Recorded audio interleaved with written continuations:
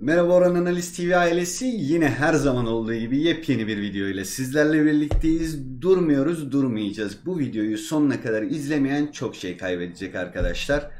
Şimdi başından sonuna kadar hepsini size anlatacağım. Canlı bahiste kapanış oranlarıyla neler yapabiliriz? Kasayı nasıl yönetebilirsiniz? Örnekleriyle sunup size kağıdınızı, kaleminizi hazırlayın. 10 tane oran vereceğim arkadaşlar. Ve nasıl yapacağınızı anlatacağım bu oranlarla. Bu tarz videoların gelmesini istiyorsanız kanalımıza abone olup videolarımızı şurada hemen aşağıdan beğenirseniz mutlu oluruz arkadaşlar. Yorumlarda da belirtin bize mutlaka. Şimdi öncelikle bu videoda o öneri bu öneri yok arkadaşlar. Bu neyse o olacak. Şimdi kasamızı 1000 TL ile başladığımızı düşünüyoruz. Yani kasamızda 1000 TL var. Canlı bahis alacağız. Artık nereden oynuyorsanız arkadaşlar. Yurt dışında olanlar yurt dışında, Türkiye'de olanlar Türkiye'de. İlk oranımızla giriş yapacağım. Üçüncü orandan sonra bir örnek göstereceğim sizlere. Bu örnekte de kasanızı nasıl yöneteceğinizi anlatacağım. Acele etmeyeceksiniz canlı bahis oynarken arkadaşlar. Kapanış oranları bu konuda gerçekten mükemmel sonuçlar veriyor. Kapanış oranlarıyla neden veriyorum? Sizler sadece kapanış oranlarına buradan Arşiv Maçkolik'ten videonun açıklama kısmında var arkadaşlar. Buranın linki. Hem toplu linklerde var ama açık olarak orada mevcut. Şimdi örnek olarak bir tane oran söyleyeceğim. Daha bakmamıştım, o yüzden ben de arayacağım. 1.96 arkadaşlar. 1,96. Yani nasıl? 1.40-1.96'ya bakacağız şu anda. 2.5 altında. Şimdi şurada Arşiv Maçkolik'i açtınız. 1.40-1.96'yı 2.5 bakın. Ekranda görüyorsunuz. 2.5 alt üstlerde bakıyoruz. 1.96 var ama bu tarafta arkadaşlar. 2.5 altı 1.40, 2.5 üstü 1.96 olacak. Hemen indim. Bu var mı yok mu bilmiyorum. Bakmadım çünkü. Bakıyoruz. 1.50'si var. 1.40-1.96'yı bulamadık. Bu oranı bugün geçin mesela. İkinci oranı bakın, bir tane buldum arkadaşlar. 1.40-1.96 Brezilya Ligi'nde verilmiş ve maç sonu ilk yarısı 0.5 gol üstü bitmiş. Şimdi bunu Excel'de gösterelim. Excel'e geçiyoruz. 2.5 altında 1,40. 2.5 üstünde de 1,96. Bu oranda not alın arkadaşlar. Hani %100 kazandıracak yazmamızın sebebi bu aslında. Nasıl yapacağınızı göstereceğim. Yani bu sefer balık tutmayı öğreniyorsunuz arkadaşlar. Şimdi diyelim ki ben size bu oranı vermiştim bir videoda. 1.40-1.96. 1000 TL kasanız vardı. Maçın 10. dakikasında açtınız Arşiv Maçkolik'i. Sayfasını yenilediniz.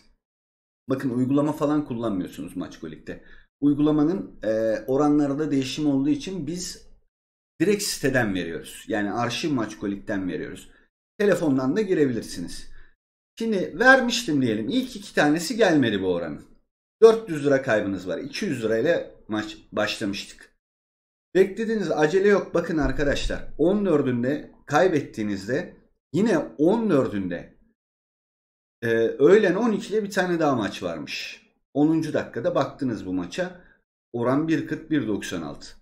Hemen bir 200 lira daha yatırdınız mesela. Örnek olarak 1000 TL kasamıza gittik. 600 TL'miş kalmıştı. 200 TL yatırdık. 5 maçı üst üste yattığını göremezsiniz arkadaşlar bu verilen oranlarda. Size verilmez zaten öyle bir oran. Gördüğünüz gibi bu geldi. Ne yaptınız? Bir önceki iki tanenin zararını çıkardınız. Çünkü 1.60, 1.55, 1.70 civarında oranları vardır. 10. dakikadan sonra arkadaşlar. İlk yarı 0.5 gol üstünü. Sonrasında bir daha açılmamış. İkinci oranına, yani bir liste veriyoruz ya hani, oran listesi elinizde oluyor. 10 tane oran vereceğim ben size şimdi. İlk oranımız 1,40, 1,96 idi. 10 tane oran vereceğim. Gördüğünüz gibi ayın 22'sine kadar bütün maçlarda gelmiş. Yani bu ne demek? Bu oran 1000 TL kasanızı sadece 22'sine kadar hiçbir şey yapmadan katladınız demek. Kasa yönetimi böyle bir şey arkadaşlar. 5'te 1 ile oynayacaksınız. Canlı bahis yapıyorsanız 5'te 1 ile. Bugün burada sadece bu videoda canlı bahisi anlatıyoruz. Yani kombin yapmayı falan anlatmıyoruz. Aynı şekilde kombinde de böyledir aslında ama kasa yönetimi budur.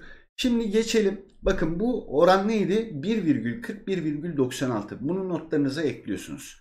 Hemen bir sonraki oranımıza geçeceğiz. Bir sonraki oranımıza geçtik. Bir sonraki oranımız 2,5 altında 1,43, 2,5 üstünde 1,98 arkadaşlar. Geldik. Az önce hatırlarsanız ayın 13'ünde 2 tane kaybeden vardı. Burada da 2 tane kazanan var arkadaşlar. Yani bu oranla ayın 13'ündeki bu oranla demek ki kaybınız olmayabiliyor. Kasa yönetimi bu işte, böyle düşünün. Elinizde 10 tane 20 tane kapanış oranı var. Canlı bahis alıyorsunuz 10. dakikadan sonra. Gördüğünüz gibi ayın 13'ünden sonra da ayın 20'sine kadar hepsi 0,05 üstü gelmiş ilk yarıda. Oranımız ne? Notunuzu alın. 1,43, 1,98 arkadaşlar. 2,5 altı 1,43, 2,5 üstü 1,98. Şimdi bir orana daha geçiyorum. Hemen onu da hazırlayayım. Öyle açayım. Vakit kaybı olmasın. Yeni oranımızda 1,41. 2,5 altında. 2,5 üstünde de 2,04 arkadaşlar. Bakın yine 13'ünde bir tane maç var. Kazanmış. 16'sından 20'sine kadar da sadece arada bir kere kaybetmiş. Yani burada bu 3 oranı birleştirdiğinizde harika sonuçlar elde edebilirsiniz. Yani 1000 TL'lik bir kasanızı 3000 TL'de, 5000 TL'de yapabilirsiniz. Hatta daha fazlasını da yaparsınız. Kapanış oranlarını kullanmanızın amacı bu. Bunu da Excel grubunda bulabiliyorsunuz zaten. Ve sizler için bir de canlı grubu düşünüyorum. Aslında tamamen YouTube'dan katılabileceğiniz, Katıl'dan ya da direkt iletişimle katılabileceğiniz bir grup düşünüyoruz. Şimdi bir de size örnek vereceğim demiştim. Tek bir orandan bir örnek vereyim arkadaşlar size. Daha oranlarımız var, not alacaksınız. Bu oranı yazmayın arkadaşlar. Çünkü bu oran sadece size o kasanın örneği için. Hani bir orandan ne kadar kaybedebilirsiniz ya da ne olabilir diye baktığımda bunu görmüştüm. Oran aslında 1,44, 1,96'da çıktı. Karşıma çok maç var diye bunu tercih ettim. Şimdi gördüğünüz gibi arkadaşlar ben size 1,44, 1,96'yı vermiştim. Diyelim ki örnek. İlk maçınız geldi, kazanmıştınız. İkinci maçınızda kaybettiniz. Aynı saatte iki maçta bakın. Biri İspanya 4'te, biri İspanya 3'te. Daha sonrasında aynı gün İtalya C'de bir tane maç var, devam ediyor bakın. Burada 3 gün aynı oran kazandırıyor.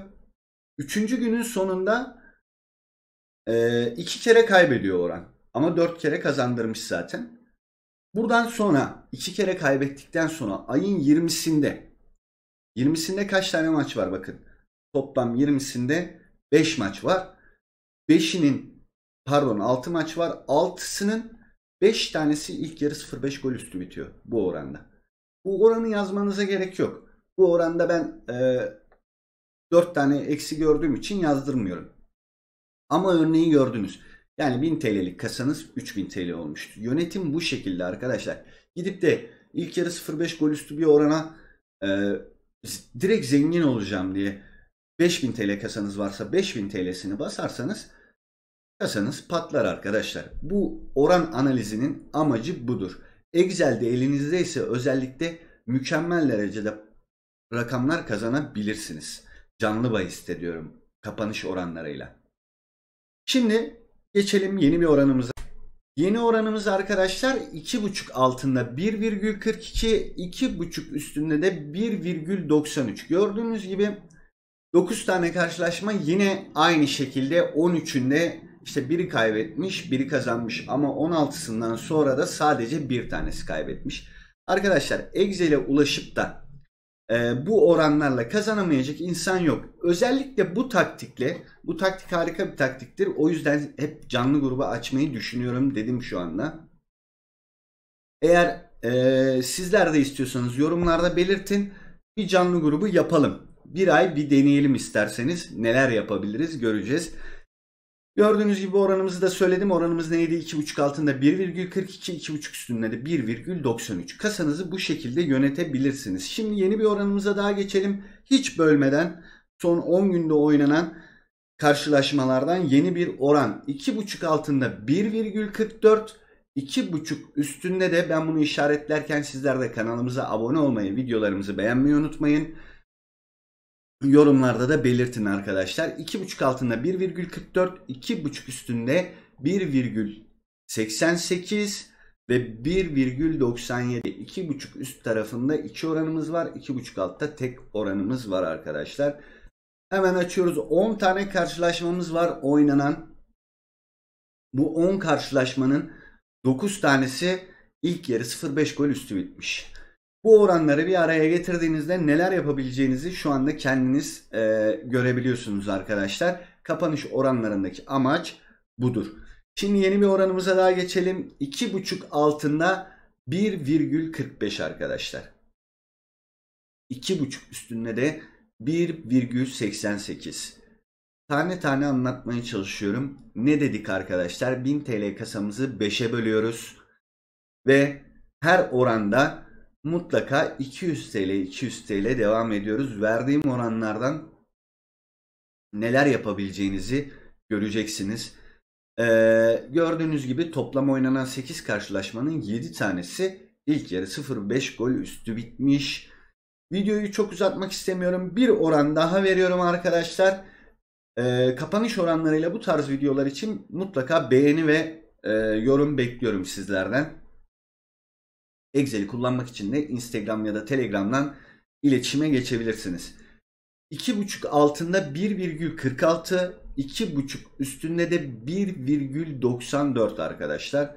Gördüğünüz gibi burada da 5 karşılaşmanın 4 tanesi ilk yarı 0.5 gol üstü bitmiş. Bu videomuz bu kadar. Canlı bahis ve kasa yönetiminde Excel nasıl kullanılır hepsini tek tek sizlere anlattık arkadaşlar. Daha detaylar var. Bunları da belirteceğiz. Excel grubuna da belirteceğiz. Bir sonraki videomuzda görüşmek üzere. Hoşça kalın.